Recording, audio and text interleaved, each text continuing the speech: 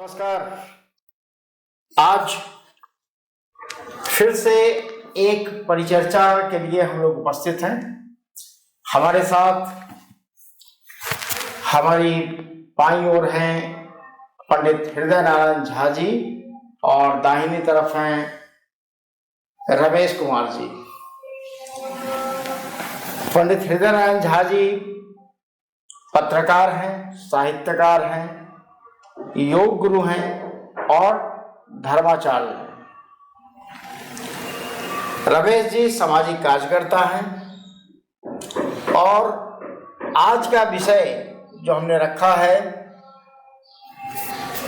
ये भारत धर्म के आधार पे चलने वाला देश है। भारत की पहचान ही धर्म है। धर्म के बगैर भारत की कल्पना नहीं की जाती। धर्म को स्थापित करने के लिए भगवान श्री कृष्ण ने महाभारत का युद्ध तक किया था और आज इसी देश में धर्म को धंधा बना दिया गया है।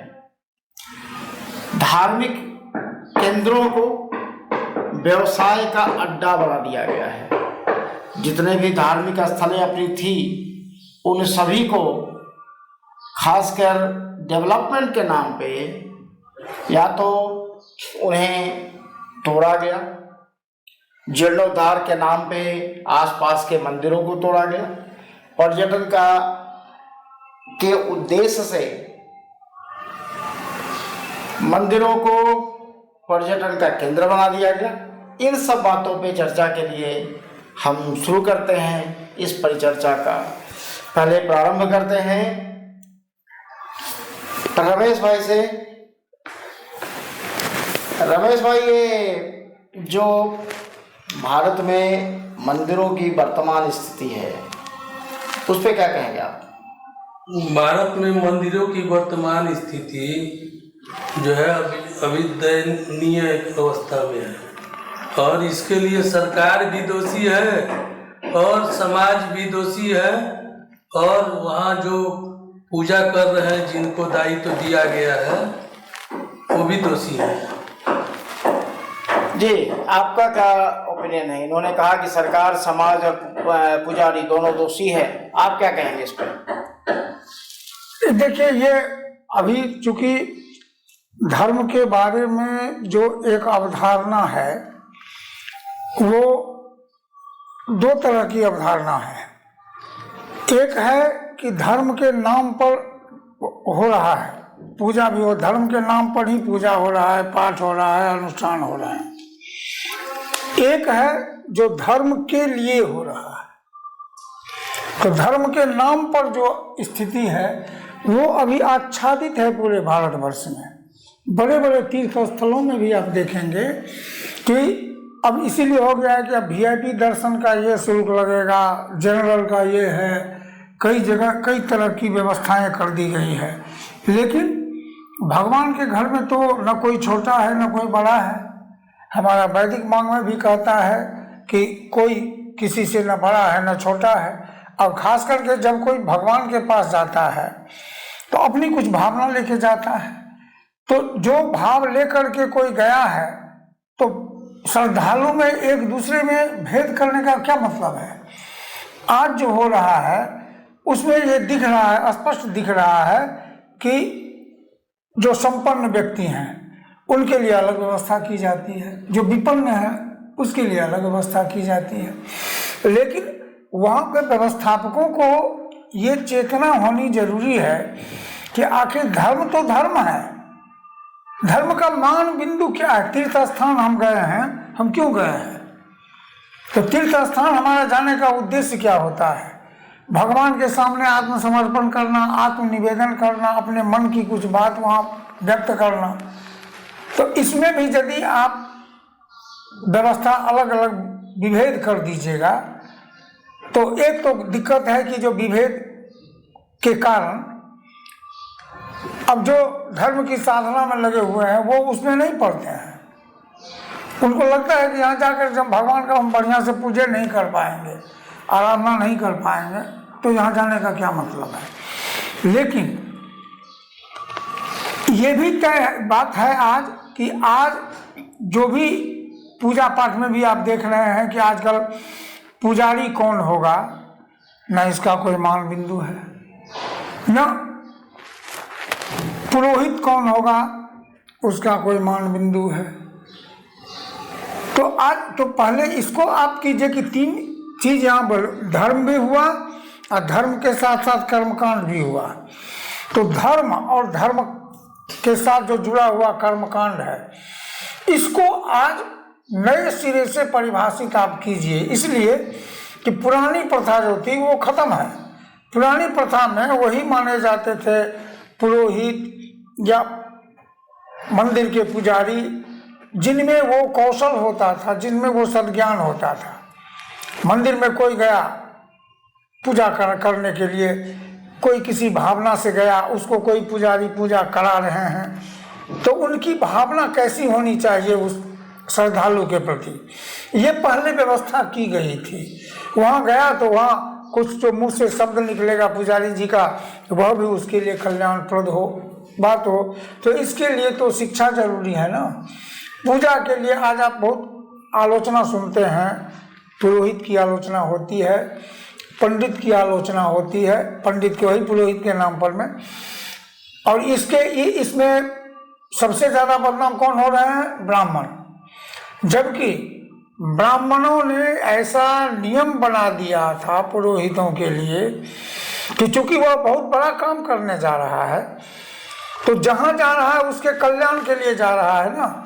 वो स्वस्ति वाचन करता है, स्वस्ति न इंद्रो विधस्सवाः करके जो जितना मंत्र पढ़ते हैं वो यही है कि 5 भूत पृथ्वी जल अग्नि वायु आकाश सहित ब्रह्मा विष्णु महेश और जितने देवी देवता है, वनस्पति हैं, अंतरिक्ष है, दिशाएं हैं, ग्रह नक्षत्र हैं, सब हमारे यजमान के लिए शुभ हो। तो ये कामना करके जाते हैं, लेकिन ऐसे बहुत कम हैं अभी के समय में। चूंकि वो शिक्षा प्रशिक्षण का इसका एक मान बिंदु जो पहले था वो खत्म कर दिया गया है, उसके चलते ये हो रहा है कि बहुत से अयोग्य जो व्यक्ति हैं वो अपना पूजा पाठ में अपना पैठ बनाए हुए हैं। तो वो जब अयोग्य होकर के यदि पूजा पाठ करने जाएंगे, जिनका उच्चारण शुद्ध नहीं हो रहा है, जो शुद्ध मंत्र नहीं पढ़ सकते हैं, वो यदि कहीं पूजा पाठ करा रहे हैं, आलोचना का शिकार बनना तो स्वाभाविक है ना। नहीं तो ये मंदिरों को टारगेट के लिए सबसे बड़ा पहले टारगेट शासन प्रशासन, अंग्रेजों ने, मुसलमानों ने, सबने सबसे पहला टारगेट ब्राह्मणों को किया। और वर्तमान सरकार जो है इसने तो और मंदिरों में प्रवेश के लिए कर दिया कि जो SC ST सबके सब मंदिर के पुजारी बन जाएंगे। दलित भी पुजारी बनते हैं, बने हुए हैं, भवन भी बनाया गया। और ब्राह्मणों को उससे कोई मतलब नहीं रहा। नहीं, ब्राह्मण अपनी योग्यता के अनुरूप भी कार्य नहीं कर रहे हैं। हाँ, बिल्कुल। तो जिसका कारण मंदिर में जो भी जिस तरह का व्यभिचार मंदिर में हो रहा है, क्या उसमें लगता नहीं है कि संस्कारहीन लोग जब जाएंगे तो ऐसा ही होगा? वही अभी हम कुछ देर पहले हम यही बात आपको कहा है ना। पहले मैंने जो कहा है, मेरे कहने का यही मतलब था कि हमारे पूर्वजों ने मान बिंदु क्या बनाया?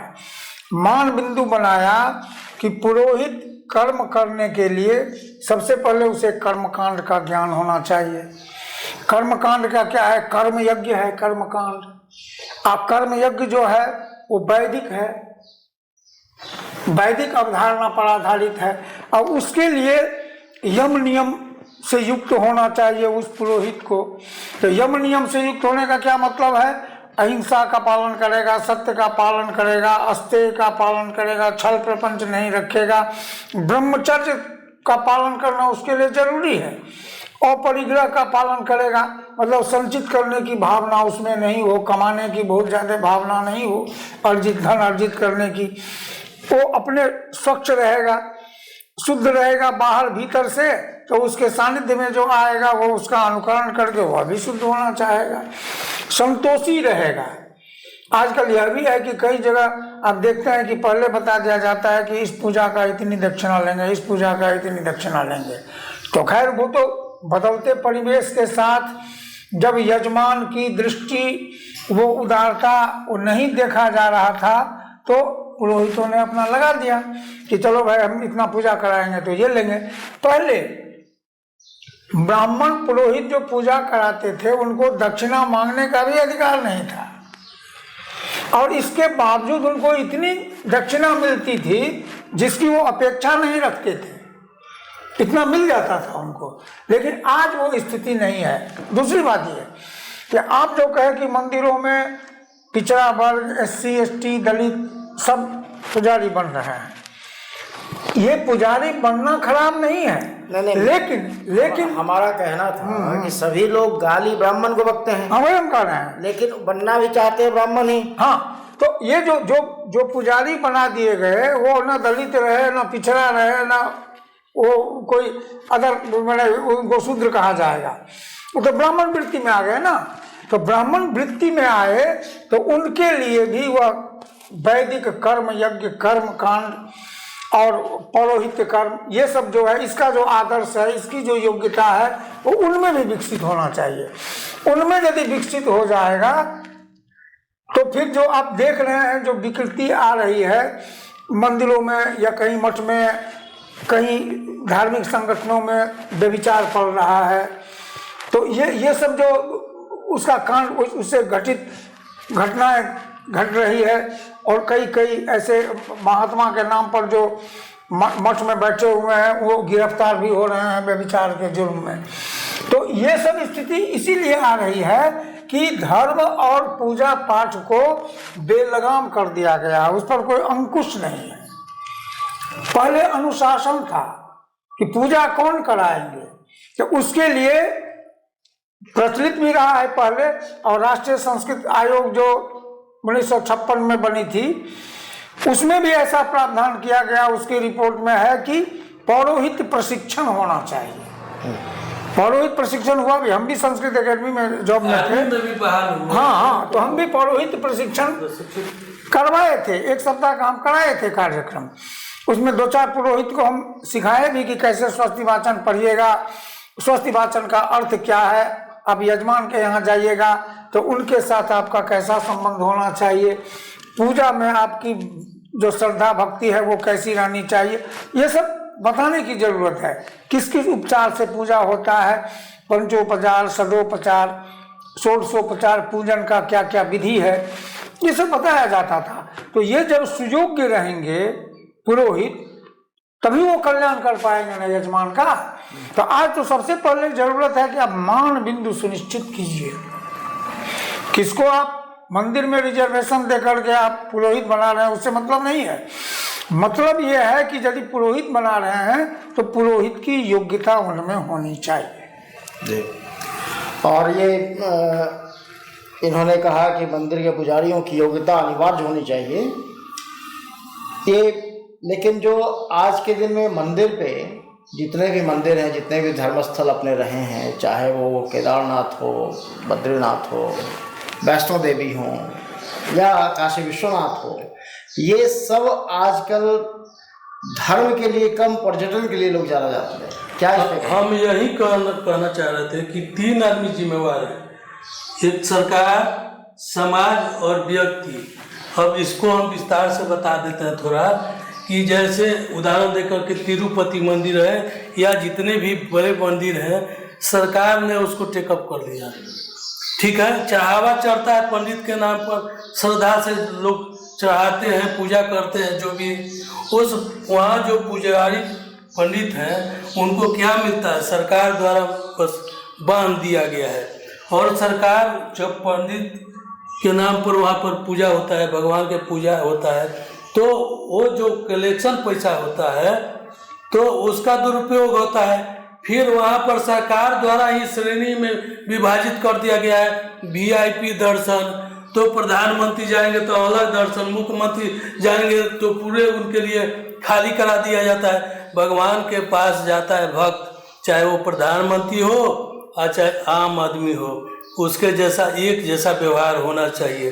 ये VIP ट्रीटमेंट जो है मंदिर में बिल्कुल बंद होना चाहिए, मेरा कहना है। समाज इसलिए दोषी है कि समाज जो है ना, पहले समाज के दान से ही वो मंदिर बना है। जितने भी मंदिर के निर्माण हुए हैं भारतवर्ष में, उसकी स्थापना समाज ने किया है, दान चंदा दे करके किया है। कोई व्यक्ति मान लीजिए कि जमीन दिया और समाज के जो है ना सहयोग से बना है।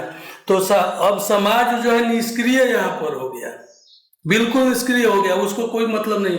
सरकार अधिग्रहण कर लिया तो समाज को मतलब नहीं। तो मेरा कहना है कि समाज को जागरूक होना पड़ेगा और सरकार से प्रश्न करना पड़ेगा मंदिर को हाँ कि हम समाज को दो, मंदिर तो समाज का चीज है, उसमें सरकार के क्या हस्तक्षेप है। जब सरकार जो है मस्जिद नहीं ले सकती है, गिरजाघर नहीं ले सकती है, गुरुद्वारा नहीं ले सकती है। जैसे गुरुद्वारा का देख लीजिए, वो समाज द्वारा व्यवस्थित ढंग से चलाया जाता है। तो देखते हैं कि गुरुद्वारा में अनेक तरह के प्रकल्प चलते हैं, कार्य होते हैं, दरिद्रदान भोजन होता है, सब कुछ होता है। उसी तरह से मेरा कहना है कि जैसे जितने भी हिंदू के मंदिर हैं वहाँ पर समाज के नियंत्रण में होना चाहिए, और वो पैसा जब समाज के नियंत्रण में होगा तो उसी हिंदू सनातन धर्म पर खर्च होगा। अब सरकार के पास चल जाता है मंदिर का पैसा, वो खर्च होता है दूसरे धर्म में। मेरा आपत्ति है। ठीक है रमेश जी, इस पे हम जरा, ये रमेश जी ने जो आरोप लगाए, क्या ये मजाक नहीं लगता कि भारत कहने को धर्मनिरपेक्ष है, जब धर्मनिरपेक्ष शासन में सरकार के द्वारा मंदिरों का अधिग्रहण कहाँ तक जायज है? सरकार द्वारा मंदिरों का अधिग्रहण यदि होता है तो इसको नाजायज आप नहीं कर सकते हैं, यदि भावना धर्म के उत्थान के प्रति हो। लेकिन देखिए उसमें है क्या कि आज देख लीजिए, ये सब जान रहे हैं कि आप जैसे अभी उदाहरण दे रहे थे सिख संप्रदाय का, तो उसका एक अनुशासन है, गुरुद्वारा का, मस्जिद का भी एक अनुशासन है, बुद्ध विहार का भी एक अनुशासन है, जैन मंदिर का भी एक अनुशासन है, लेकिन अपने सनातन धर्म का कोई अनुशासन नहीं है। अब कहेगा क्यों ये बात हम कह रहे हैं कि आप इन सभी धर्मों के स्थान में आप जाइए, उसके जो आचार्य हैं वहाँ वो नियुक्त हैं वो धर्म का संदेश देने के लिए, लेकिन इतने बड़े बड़े मंदिर है, आप ही के पटना में महावीर मंदिर से लेकर के बड़ी पटन देवी है, छोटी पटन देवी है, बड़ा बड़ा सिद्ध स्थान सब है, देवी तीर्थ भी है, शिव तीर्थ भी है, गौरी शंकर महादेव मंदिर है, लेकिन क्या कोई स्थान ऐसा है जहां उस देवी देवता से संबंधित जो जीवन का ज्ञान है, जीवन का संस्कार है, जो जीवन के लिए जीवनोपयोगी जो उपयोगी जो उनकी कथाएं हैं, उनके आख्यान हैं, उसकी चर्चा भी होती कहीं? उसके लिए कोई ऑथराइज्ड है? उसके लिए कोई नियुक्त है? नहीं है। तो ये अनर्थ हो रहा है कि जैसे महावीर मंदिर ही आप देख लीजिए, आमदनी तो पर्याप्त है, लेकिन उस आमदनी से धर्म के उत्थान में समाज का कल्याण हो रहा है, ये बहुत सौभाग्य की बात है, ये गौरव की भी बात है, समाज का उत्थान हो रहा है। लेकिन हनुमान जी की जो आध्यात्मिक साधना थी, चेतना थी, उससे आजकल के समाज में उनसे जुड़े हुए राम हैं, उनसे जुड़े हुए सीता हैं, लेकिन ऐसे कोई ज्ञानी हैं वहाँ मंदिर में नियुक्त जो उस पर में जिज्ञासुओं के समस्या का समाधान कर रहे हैं, या एक निश्चित समय पर में वो प्रवचन हो रहा है। जैसे गुरुद्वारा में देखिए हर दिन शब्द होता है, कोई पढ़ते हैं, और कोई पढ़ते हैं तो जो भी श्रद्धालु उस समय में जाता है वहाँ पर में वो कुछ ना कुछ चढ़ाता है, उसी से उस वक्ता का जो है ज्ञानी जी का दक्षिणा मिल जाता है। लेकिन हमारे मंदिरों में इसकी व्यवस्था नहीं है। नहीं तो मंदिरों में मंदिर का जो अधिग्रहण, मेरा प्रश्न ये था कि भारत में आप कहते हैं कि धर्मनिरपेक्ष देश है, तो जब धर्मनिरपेक्ष है तो सिर्फ मंदिरों का अधिग्रहण क्यों? ये भी चीज है। तो उसमें देखिए ये जो मंदिरों का अधिग्रहण जो हो रहा है, उसमें हम ये कहेंगे कि जो मंदिर की, जिसकी मंदिर तो प्राय निजी व्यवस्था के तहत संचालित रही है, तो ये किसकी गलती है? यदि निजी व्यवस्था के तहत आपके मंदिर का संचालन सही ढंग से हो रहा है, वो सार्वजनिक कल्याण का हेतु बना हुआ है, तो सरकार उसको क्या छुएगा? तो कर तो रहा है, धार्मिक न्यास बोर्ड बनाकर हाँ, सभी हाँ। मंदिरों का अधिग्रहण तो किया जा रहा है। हो रहा है, एकदम हो रहा है। ये तो गलत है। तो इसके लिए समाज को ये आवाज तो जरूर उठाना चाहिए कि यदि कर जा रहा है न्यास बोर्ड को मठ का, मंदिर का, और उसमें जितने भी मठ मंदिर यहाँ पर रजिस्टर्ड हैं न्यास बोर्ड से, वो सार्वजनिक न्यास के रूप में रजिस्टर्ड है, तो सार्वजनिक हित सुनिश्चित होनी चाहिए ना। तो सार्वजनिक हित कैसे सुनिश्चित हो, इसके लिए आज तक देखे हैं जनता के तरफ से कोई आवाज उठी? कभी नहीं उठती है आवाज। नहीं, जनता आवाज जो है, जनता के आवाज को कौन सुनता है? हाँ, जनता की बात रही कि यहाँ पर राजनीति प्रवेश कर गया है, और जैसे मान लीजिए कि पद्मनाभन मंदिर है, तो जो कस्टोडियन जब तक समाज रहा, जब तक ब्राह्मण रहा, एक डर था कि नहीं वो भगवान का संपत्ति है, वो हम नहीं छुएंगे। लेकिन आज जो सरकार द्वारा बहाल किया जा रहा है दलित, गैर ब्राह्मण, तो हमें आपत्ति नहीं है, लेकिन आपने कहा कि नहीं विद्वता का होना चाहिए। तो मेरा कहना है कि पद्मनाभन मंदिर में इतना अरबों रुपया, कई जो है तिरुपति बालाजी में अरबों रुपया, अब वही जो है ना वही समाज ब्राह्मण आज उसका स्थिति दयनीय है। जबकि कृष्ण भगवान ने भी कहा है कि धर्म के स्थापना के लिए, ब्राह्मण और गौ की रक्षा के लिए मैं जन्म लेता हूँ। बिल्कुल सही बात है। और उन्हीं पर जो है अत्याचार हो रहा है, गौ पर भी अत्याचार हो रहा है, ब्राह्मण पर भी अत्याचार हो रहा है। इसमें तो और सरकार जो राजनीति जो है वो मंदिर में, धर्म में प्रवेश कर गया है गैर ब्राह्मण। मेरा कहना है कि वो गलत नहीं है, लेकिन प्रशिक्षित कीजिए कि वो जो है उस मानदंड के अनुसार पूजा पाठ कर। मैं अब ब्राह्मण की बात आप कर रहे हैं, ब्राह्मण की बात आप कहे हैं, तो ये बात तो एकदम ध्रुव सत्य मान के चलिए कि जिस रूप में ब्राह्मण शब्द की, ब्राह्मण वर्ण की, ब्राह्मण के चरित्र की उपेक्षा हो रही है आज, और ये कहा जा रहा है कि ब्राह्मण क्या करेंगे, उनको आज न कल हमारी पीढ़ी को भी ये मानना पड़ेगा कि समाज में संतुलन कायम करने के लिए, समरसता कायम करने के लिए ब्राह्मण ही अधिकृत थे।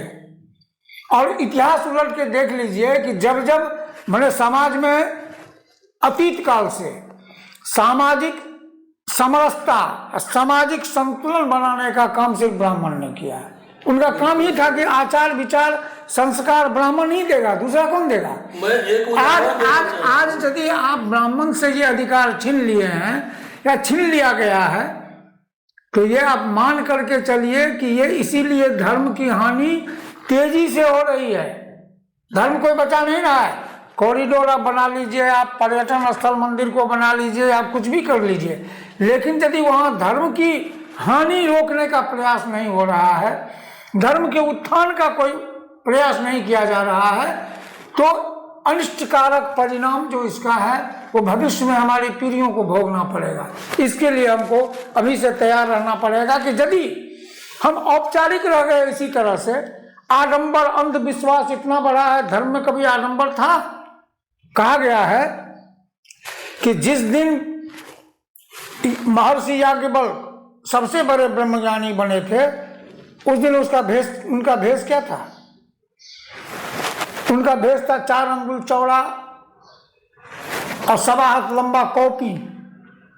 अब समझिए, कौपीन पहन के कोई सबसे बड़ा ब्रह्मज्ञानी था, और विश्व भर में ब्रह्म ज्ञान का प्रसार करने के लिए ब्रह्मज्ञानी पैदा कर दिया। आज देखिए, आज जो व्यासपीठ पर बैठते हैं वो स्त्री भी बैठ रही हैं, पुरुष भी बैठ रहे हैं, नौजवान भी बैठ रहे हैं। क्या उनके लिए ये चीज रहा है? और यदि रहा है, मान लीजिए वो बन गए हैं, उनका वेशभूषा देखिए, क्या कीमती वस्त्र पहनते हैं, कितना आडंबर में बैठते हैं।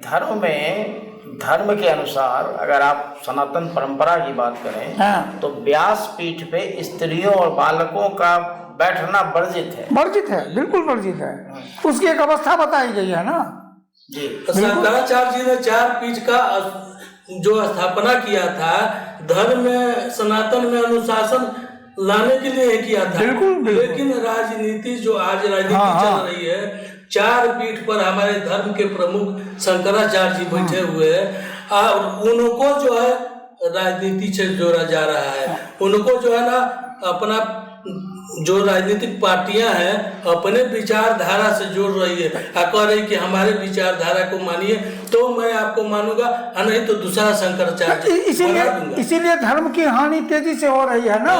तो यहाँ पर मेरा कहना कि समाज दोषी है, समाज जो है कड़ा प्रतिक्रिया करे और यहाँ पर खड़ा हो जाए उस राजनीतिक दल के खिलाफ कि धर्म में तुम्हारा राजनीति का हस्तक्षेप नहीं होना चाहिए। जैसे लालू जी ने यहाँ पर महावीर मंदिर में, आपको याद होगा कि लालू जी मुख्यमंत्री हुआ करते थे, तो इन्होंने दलित महंत बना दिया था। तो दलित महंत बना दिया था, ठीक है, शंकराचार्य बना दिया था, रमई राम भी बोले कि हाँ हम बनेंगे, ठीक है, लेकिन उनके घर में सत्यनारायण भगवान का पूजा होने वाला था। तो अपने बोले एक नौकर से कि वो जाकर के पंडित जी के ले आओ, तो महावीर मंदिर में आया और वो जो दलित पुजारी थे उनको ले गया। तो लालू जी जो है देख करके गर्म हो गए, तुरंत हो गए कि अरे पंडित जी को यही लाया, ये अज्ञानी जो है पूजा कराएगा, तुम दलित को काहे लाया, पंडित जी को काहे नहीं लाया, पंडित जी काहे नहीं थे। तो वहां पर पूछा गया, बोला कि आप ही ने बोले थे कि नहीं यही शंकराचार्य रहेंगे, तो बोले कि वो राजनीति के लिए किए थे। उनकी माता जी भी मरी तो ब्राह्मणों ने बोला कि ना नहीं जाएंगे, तो ब्राह्मणों को जो है मनाए, हाथ पड़े और बोले कि नहीं हम राजनीति के लिए ऐसा बोल देते हैं, लेकिन हम जो है मानते हैं ब्राह्मण के। लालू जी के पत्नी जी जो है मुख्यमंत्री बनी राबड़ी देवी जी, पूरा धर्मपरायण है, लालू जी भी धर्मपरायण है। और वो पूजा पाठ करते हैं तो ब्राह्मण से ही करवाते हैं, किसी योग्य ब्राह्मण से ही कराते हैं, लेकिन राजनीति आने वाला समय जो है ना, आने वाला समय ये सबको एहसास कराएगा कि आज हम यदि राजनीति के में आकर के या देखा देखी में आकर के यदि हम इसको इग्नोर कर रहे हैं, उपेक्षा कर रहे हैं, तो ना आप समाज में संस्कार विकसित कर सकते हैं, न संबंध को मधुर बना सकते हैं, न समरसता कायम कर सकते हैं। और ये जो बढ़ रहा है व्यभिचार, ये बढ़ रही है हिंसा, बढ़ रहा है अत्याचार, इसको यदि आप चाहते हैं कि हम शासन प्रशासन से ठीक कर लेंगे तो ये आपका भ्रम है, कभी ठीक नहीं होगा। वो तभी ठीक होगा जब आत्मिक परिवर्तन होगा, भावात्मक परिवर्तन होगा। यही तो मगध है। हाईलैंड के संशोधन में लिखा हुआ है ना कि यहाँ कोई जीव हत्या नहीं करते, यहाँ कोई किसी से झगड़ा नहीं करते, यहाँ कोई हिंसा नहीं करते, यहाँ मुर्गा मुर्गी सुगर कोई नहीं पालते। ये क्या था? ये एक व्यवस्था बनाई गई थी। तो ब्राह्मणों ने एक व्यवस्था बनाई, ऐसी व्यवस्था बनाई कि समाज में एक एक हर जाति के लोगों को अपने ज्ञान से यह आत्मविश्वास मजबूत बना दिया कि आप सभी एक गांव के एक ऐसे कड़ी हैं, जब तक जुड़े रहिएगा तभी तक सुखी रहिएगा। कोई कड़ी टूटेगा तो दूसरा प्रभावित होगा, फिर गांव बर्बाद हो जाएगा। आज कोई बदलने वाला है, आज बर्बाद हो रहा है। तो ये गलत फहमी में चल रहा है। अब क्या देख रहे हैं? राजनीति में ही देखिए या धर्म में देख लीजिए, हर तरफ ये चीज दिखावा आडंबर बढ़ गया, वास्तविकता घट गई है। तो राजनेताओं ने जो धर्म को बर्बाद किया, खासकर 1990 के बाद से, 90 के बाद जो धर्म के नाम पे राजनीति शुरू हो गई, तब से लेकर आज तक कौन बना, धर्म या राजनीति? नहीं, धर्म को देखिए, धर्म के नाम पर राजनीति होता है। धार्मिकता बड़ी है, धार्मिकता मेरा स्वीकार करूंगा कि जो ब्राह्मण को गाली देते हैं वही दलित, वही अति पिछड़ा, वही पिछड़ा। आप देखेंगे कि मंदिरों में भीड़ लगी है, पूजा पाठ कराया जा रहा है, धार्मिकता बड़ी है, पहले से अपेक्षा ज्यादा बढ़ा है, लेकिन धर्म में वो श्रद्धा नहीं रहा। और राजनीति जो है धर्म के आड़ में धर्म को खड़ा करके और राजनीति किया जा रहा है, राजनीतिक रोटी सेका जा रहा है, और जिससे जो है वो समाज का नुकसान हुआ है और प्रत्येक व्यक्ति का, आम आदमी का नुकसान हुआ है। धर्म को संक्रमित कर दिया गया है। बिल्कुल बिल्कुल, मेरा यही कहना है। धर्म का जो है, देखिए आज तो एक आशाजनक बात ये है कि आज मंदिरों में, सही कह रहे हैं, मंदिरों में भी भीड़ बढ़ रही है। कहीं गांव सब में चले जाइए, कहीं यज्ञ का आयोजन होता है तो एकदम भीड़ भरी हुई है वहाँ पर में। ऐसे में जरूरत है कि वहाँ जो आचार्य हैं, जो पुरोहित हैं, जो वक्ता हैं, जो धर्माचार्य अपने को कह रहे हैं, वो कुछ दिन के लिए कम से कम अपने स्वार्थ को दरकिनार करके वो धर्म का चेतना जगावे उनमें। सब जाता है उसी धर्म की चेतना के लिए, तीर्थ स्थान में जाए, चाहे भगवान के पास जाए, लेकिन वहां पर में धर्म के नाम पर बहुत कुछ हो रहा है, धर्म के लिए नहीं हो रहा है। धर्म के लिए होता शरीर माध्यम खलु धर्म साधनम, शरीर पहला धर्म है। कहीं किसी मंदिर में जाइए, कोई बताता है शरीर धर्म का कैसे पालन करना चाहिए। हनुमान मंदिर है लेकिन अखाड़ा नहीं है। हनुमान मंदिर बिना अखाड़ा का है तो क्या मतलब है? कभी मिलेगा शरीर धर्म? उसको नहीं मिलेगा। अब देवी स्थान में आप जा रहे हैं, देवी का इतना महात्म्य है, देवी से सीधा संबंध हमारे घर के बहू बेटियों से जुड़ा हुआ है। संपूर्ण देवी भागवत महापुराण आप पढ़ जाइए, आपको लगेगा कि हमारे घर की बहू बेटी के ही को ही अंश बना करके माँ दुर्गा, काली, सरस्वती ने भेजा है। इसी में सब चीज है। हमको इसी जन्म में इसी से गुणवान, धनवान, विद्यावान, चरित्रवान पुत्र को प्राप्त करना है। लेकिन वो स्त्री का, वो स्त्री रत्न है, स्त्री भोग की वस्तु नहीं है। ये सिखाने का कहीं पर में परंपरा है? किसी मंदिर में इस पर चर्चा होती है? किसी मठ मंदिर में इसका कोई प्रावधान है? तो नहीं हो रहा है। तो ये धर्म के लिए जो पहले तो ये हुआ। अच्छा, शरीर धर्म तो पहला धर्म है, उसका कोई बात नहीं। व्यक्ति धर्म, व्यक्ति धर्म क्या है, जीवन का क्या कर्तव्य है, कैसे परिवार में, परिवार का चरित्र क्या है, ये सब कौन बताएगा? सामाजिक सील कौन बताएगा? देश धर्म कौन बताएगा? आज कोई बताता है? आज ये बताने की परंपरा खत्म हो जाने के कारण क्या है? हर आदमी अपने में चरित्रवान है, हर आदमी अपने में सामाजिक प्रतिष्ठित व्यक्ति है, हर आदमी अपने में देशभक्त हो गया है।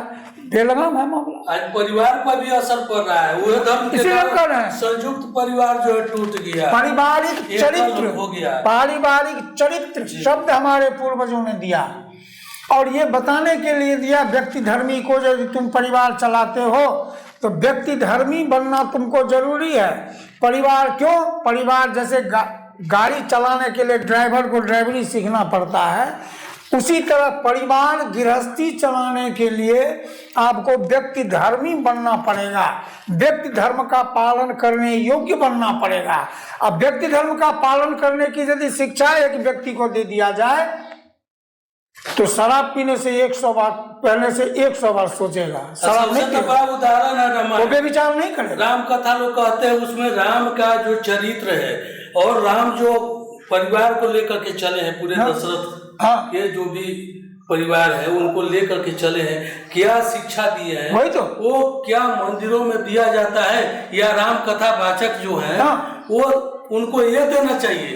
बल्कि वो राजनीति जो करते हैं। राम का बचपन कैसा बीता, राम का युवावस्था कैसा बीता, राम भाई कैसे थे, कृष्ण के चरित्र के बारे में। राम के चरित्रों में राम का एक सबसे बड़ा चरित्र था, वो योद्धा का चरित्र था, जिसे सभी लोग गौन कर जाते हैं। बिल्कुल बिल्कुल। राम का पूरा चरित्र में एक योद्धा भी था।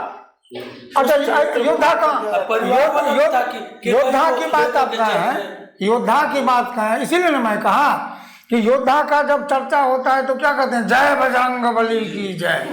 बजरंग बली का नाम ले रहे हैं, बजरंग बली का स्थान में अखाड़ा नहीं है। आज वहाँ अखाड़ा आप खोल दीजिए, हर एक मंदिर बजरंग बली के मंदिर का एक अखाड़ा हो जाए, तो देखिए उस इलाके में कैसा पहलवान पैदा लेता है। भी होगा एकदम होगा, पहलवान पैदा लेंगे, पहले पैदा लेते थे ना।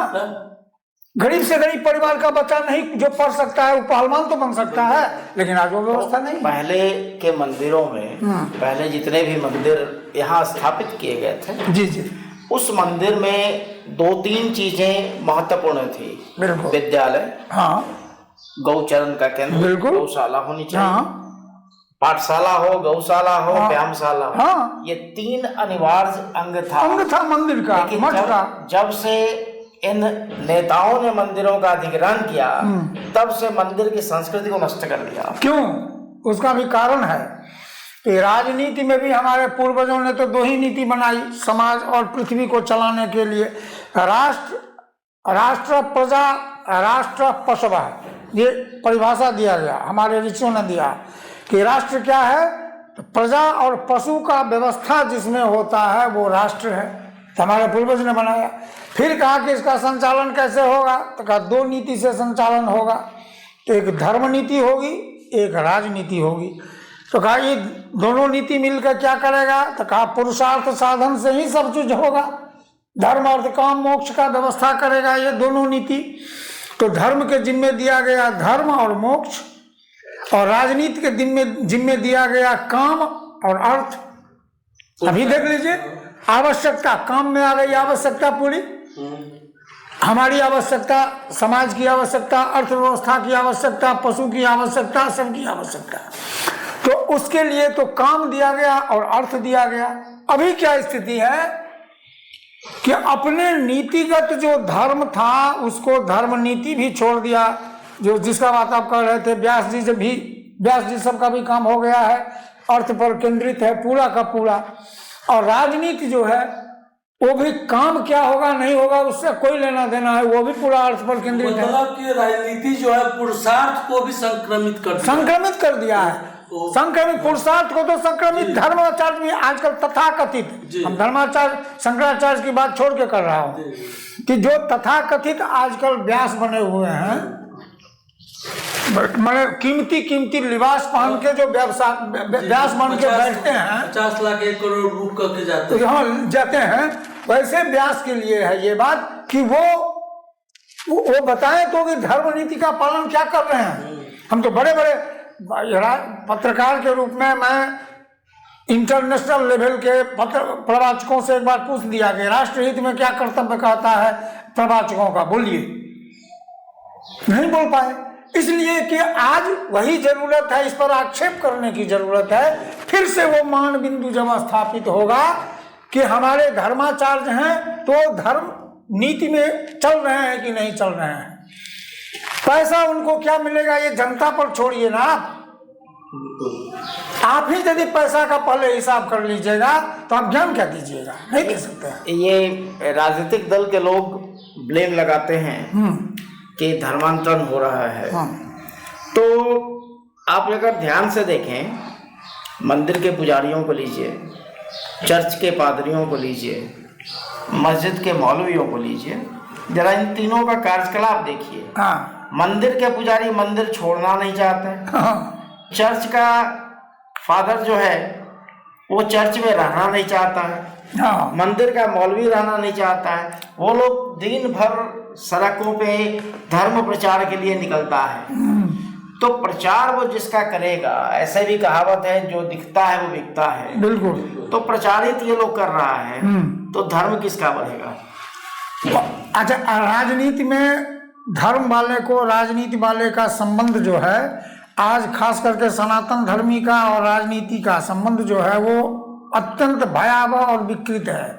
इस सेंस में कि यदि राजनेता हैं तो राजनेता हमेशा धर्म के सामने झुकते हैं, क्योंकि उनको वो तो 2 ही काम कर रहे हैं ना, काम और अर्थ के लिए जिम्मेदार हैं।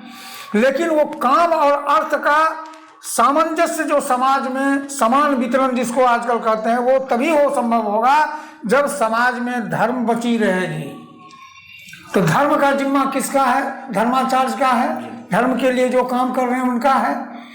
लेकिन ये चूंकि राजनेता भी अपना राजनीति का जो आदर्श था उसको छोड़, योग्यता थी, जो कौशल था उसको छोड़ दिए हैं, तो वो समझते हैं कि ये धर्म वाला जो है ये भी अपना धर्म छोड़े हुए है। तो आज एक दूसरे का जो संबंध है आप देख लीजिए कि बड़े बड़े जो प्रवचक अपने को ये कहते हैं नेता के सामने जाते हैं, उनकी क्या स्थिति रहती है?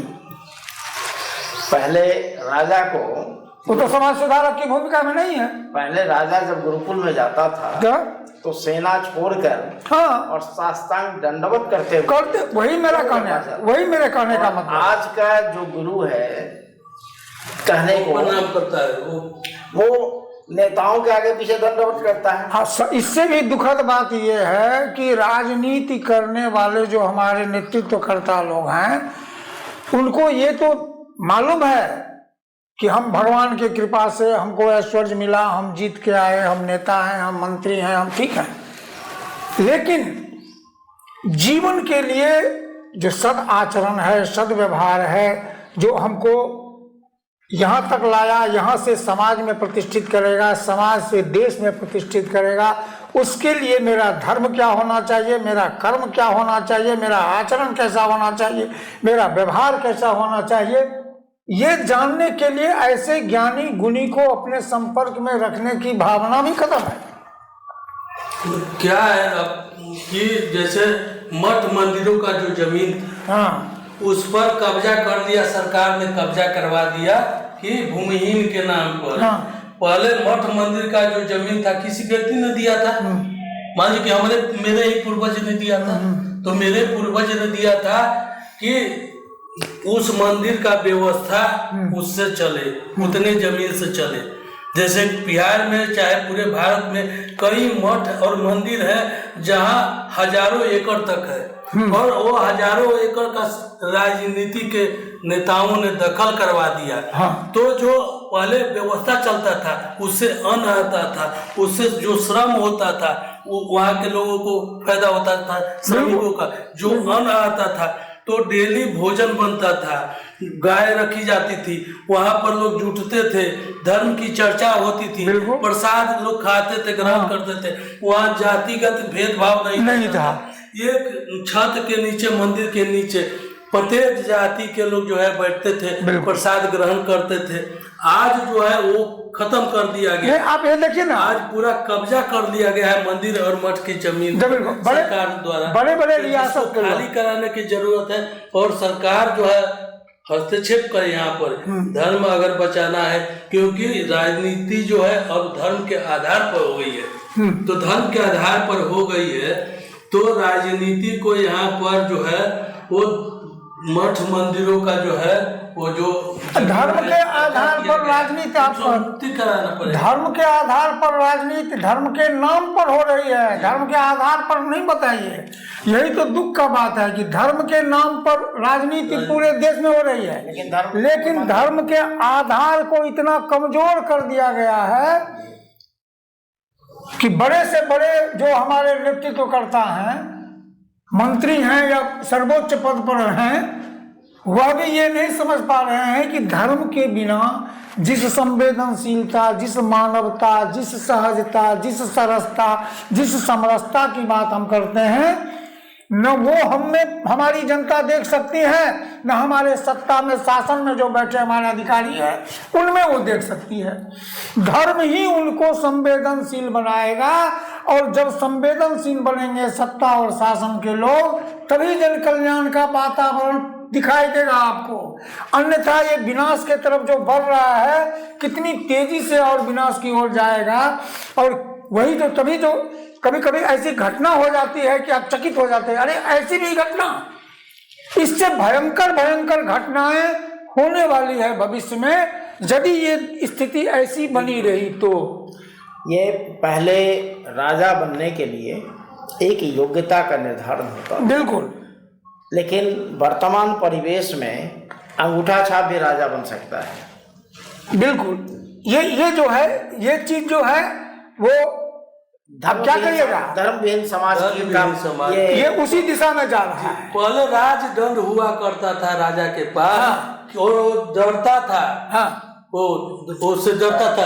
राजा राजदंड धर्मदंड होता था। उसके यहाँ जो है होता था कि राम का, श्री कृष्ण का, भगवान शंकर का होता था। आज तो मुख्यमंत्री और प्रधानमंत्री जो है वो लगा रहा है अपने माँ बाप का फोटो पीछे, अपने जो है कुर्सी के पीछे, और जो है अंबेडकर का लगा रहा है, गांधी का लगा रहा है। अरे लगाना है तो जो स्वतंत्रता में जो शहीद हुए हैं, जो मारे गए हैं, तो छोटी सी बात तो है, लगाए, छोटी सी बात है, लगाए, बहुत छोटी सी बात है, लगाए। बहुत छोटी सी बात है कि प्रजातंत्र में नेता भी जो होता है वो जनता ही होता है, जनता का एक प्रतिनिधि होता है, जनता के बीच से जाने वाला है तो जनते हैं।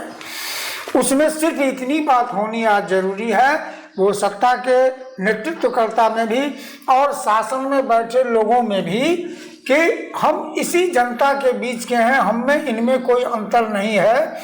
और तो हमें भी उस धर्म के जो मूल बात है उससे हमको युक्त होना चाहिए, तभी हम इसको सामने वाले को इंसान समझेंगे और उसके साथ हमारा सद्व्यवहार होगा। जी, बहुत बहुत आभार आप लोग दोनों का, आपने अपना बहुमूल्य समय दिया। इस परिचर्चा को देखकर आप भी अपना कमेंट दें, और इन दोनों विद्वानों की चर्चा से निष्कर्ष तौर पे ये कहा जा सकता है कि वर्तमान में धर्म के नाम पे राजनीति तो होती है, धर्म के लिए नहीं होती है। धर्म के लिए राजनीति की आवश्यकता है, धर्म के नाम पर नहीं। बहुत बहुत आभार आप सभी का।